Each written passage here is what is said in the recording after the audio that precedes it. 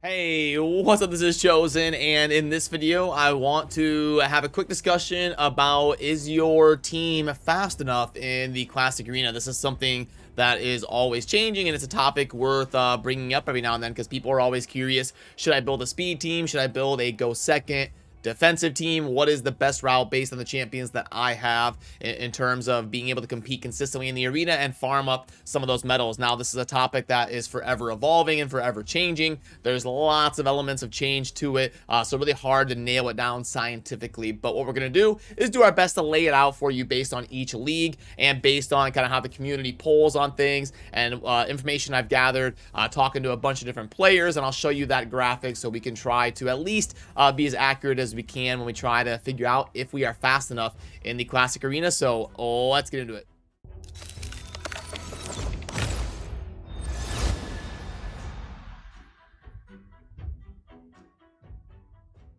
Alrighty, so let's go ahead and talk about this. This is a poll that I did on the channel to try and figure out where people are falling in terms of the fastest champion on their account. Now, typically, this is going to be someone like Apothecary in the early game, and then someone like Arbiter, Wassandra, Sify, Lady Kimmy, something like that in the end game, some sort of turn meter booster. So, first of all, we're seeing that, the under 250 at 11, 251 to 319, and it looks like the most common range is 301 to 340, and then we're getting pretty fast up in the 340s and 350s, and insanely fast over 370. So what does this actually mean? Well, first of all, these two add up to 30. And then you get about halfway up this to well, you need 20 more percent. So 20 out of 40, you would get about right here. Maybe for the middle point, because you go to 30, and then halfway into this is going to get us up to 50. So if I had to guess based on my YouTube audience,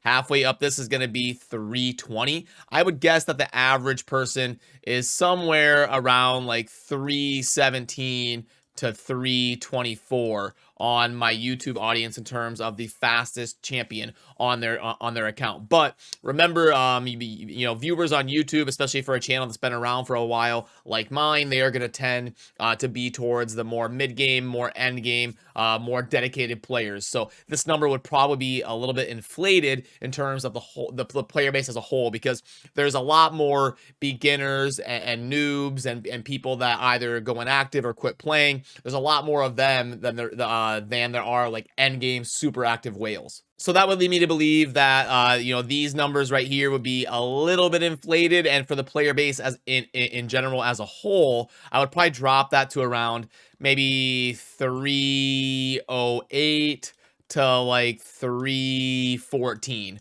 That would be like your average range for raid in general, as we kind of shade it down to account for some of the less dedicated players that aren't viewing videos on YouTube as often and interacting with polls and stuff. And if you're wondering about me personally, I've been playing pretty much since the beginning, and my fastest champion is about 355. So I could probably push that up to like 360, 365 if I really wanted to go crazy, trying to spend a bunch of glyphs to get more like 8 rolls and stuff. But I would max out somewhere in like the early 360s probably in terms of the power for my account, building one champion as fast as possible. So when you start getting up to like 370, 380, you're talking about people that have really gone hard in the paint grinding speed gear, or bought a bunch of speed packs and had some good luck with getting some quad rolls on some of their speed pieces and stuff like that.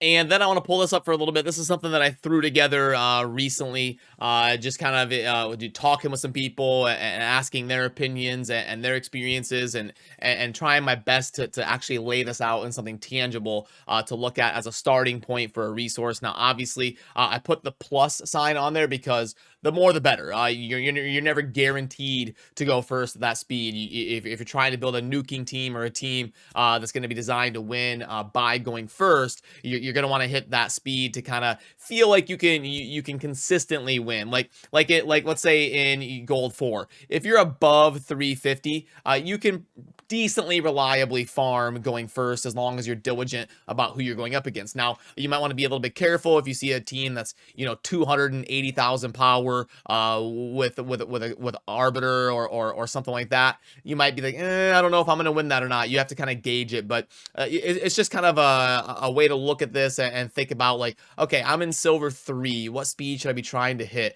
Okay, if I'm around 280 and I get a little bit above that, I should be able to decently reliably go first. It is all I want this to be, is kind of a resource starting point for you to get an estimate of where you kind of need to be.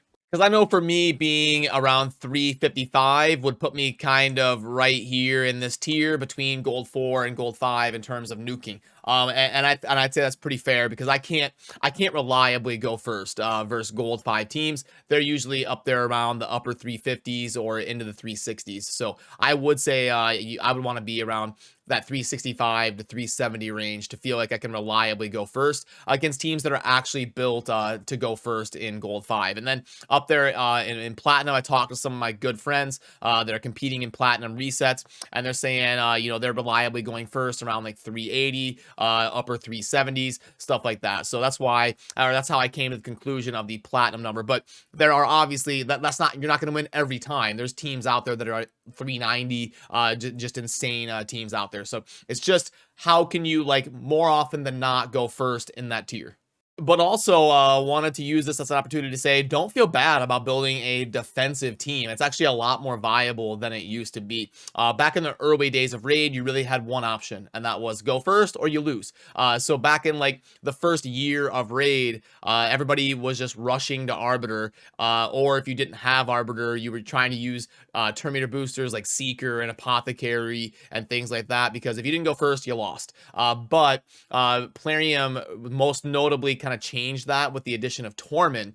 Tormin was released as Plarium trying to counter that, trying to give options to the player base. They did a fusion for Tormin the Cold to try and like throw off the speed meta in the arena. And since then, they've added more champions that bring some mechanics to the game to help you be a little bit more defensive, and the reaction accessories, a bunch of different mechanics that are enabling you to play a little bit more defensive in the arena. So you don't have to go first as much as you kind of did back in the early days of Raid, believe it or not, even though it is still a very huge asset typically to go first, because it gives you an opportunity to do things like have your Warlord lock people out or steal buffs and then CC people. So it is still an advantage to go first typically, but it's not as mandatory as it was in the early days of Raid.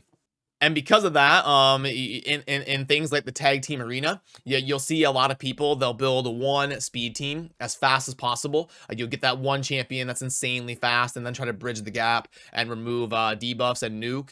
And then you'll build two defensive teams that are designed to kind of stall out and grind out wins without having to win the speed battle. And that's exactly how I do my tag team arena. I've got my one speed team where I try to pick a good matchup, and then I have my other, like a team on their side that I'm 99% confident I can go first against. I'll put my speed team in there for a free win, and then the other two teams, I'll put a defensive team and try to kind of grind out a slow defensive win. And we're seeing a decently common approach taken there for the tag team arena. But I will also link this resource down below. It's also in the resources section on my Discord, where I post a bunch of the different infographics and stuff like this. So I will link to both that channel where you can get all of the resources, and I'll link to this image specifically in the comment section, so or in a pinned comment, and also the video description, if you would like to kind of pull this up and save it for your own records or anything like that. But let me know what you think down below. I'm always happy to edit this stuff if you think something is off based on your experiences. That's how I can't farm every single tier of the arena on a consistent basis, so it ends up being the best information I can gather and kind of keep track of. So let me know what you think. If you disagree or agree, would love to hear that down below. And as always, thank you for watching. Have a good rest of your day. Peace.